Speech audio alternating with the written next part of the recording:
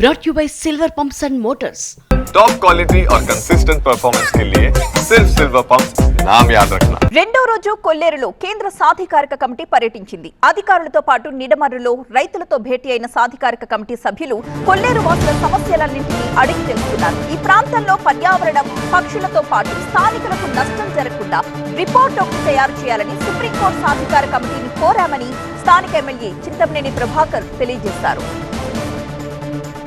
కొల్లేరు పరిసర ప్రాంతాల్లో బెల్ట్ గ్రామాల్లో ఉన్నటువంటి అన్ని ఇష్యూస్ని చెప్పడం జరిగింది. ఏమైతే ఈరోజు జిరాయితీదారులు ఉన్నారో, డీ పట్టాదారులు ఉన్నారో వాళ్ళందరికీ శాశ్వత పరిష్కారం కావాలి. ఈ యొక్క కమిటీ ద్వారా ఈ ప్రాంతంలో ఉన్నటువంటి ప్రజలకి, అటు ఎన్విరాన్మెంట్కి, ఇటు బర్డ్స్కి కూడా ఏ రకమైనటువంటి ఎఫెక్ట్ లేకోకుండా అందరికీ న్యాయం జరిగే విధంగా మరి రిపోర్టు తయారు చేయమని మా అందరిని దృష్టిలో పెట్టుకుని మా ప్రాంతంలో ఉన్నటువంటి ప్రజలు, పక్షులు కూడా సమానంగా చూడమని చెప్పి మరి మనస్ఫూర్తిగా వాళ్ళని రిక్వెస్ట్ చేయడం జరిగింది.